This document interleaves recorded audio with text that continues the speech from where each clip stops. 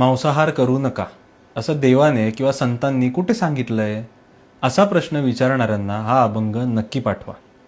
मांस खाता हौस करी जोडोनी वैरी ठेवी येला.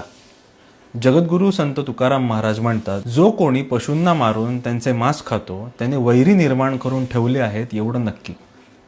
कोण करील त्याची कीव जीवे जीव निर्णती. आपल्या जीवाप्रमाणे दुसऱ्याचाही जीव आहे हे ज्याला कळत नाही अशा माणसाची कोणाला दया येईल. पुढिलासाठी पाजळी सुरी आपुली चोरी अंगुळी. मुक्या प्राण्याला मारण्यासाठी सुरी घेऊन फिरणार पण स्वतःच्या करंगळीला सुद्धा धक्का लागू देणार नाही. तुका म्हणे पुढे कुटती हाडे आपुल्या नाडे रडतील.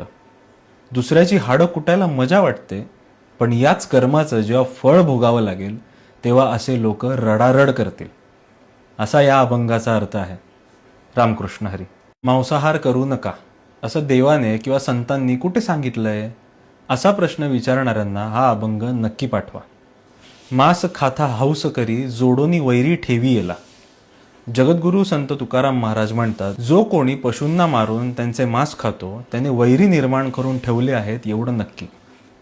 कोण करील त्याची कीव जीवे जीव निर्णती. आपल्या जीवाप्रमाणे दुसऱ्याचाही जीव आहे हे ज्याला कळत नाही अशा माणसाची कोणाला दया येईल. पुढिलासाठी पाजळी सुरी आपुली चोरी अंगुळी. मुक्या प्राण्याला मारण्यासाठी सुरी घेऊन फिरणार पण स्वतःच्या करंगळीला सुद्धा धक्का लागू देणार नाही. तुका म्हणे पुढे कुटती हाडे आपुल्या नाडे रडतील. दुसऱ्याची हाडं कुटायला मजा वाटते पण याच कर्माचं जेव्हा फळ भोगावं लागेल तेव्हा असे लोक रडारड करतील. असा या अभंगाचा अर्थ आहे. रामकृष्ण हरी.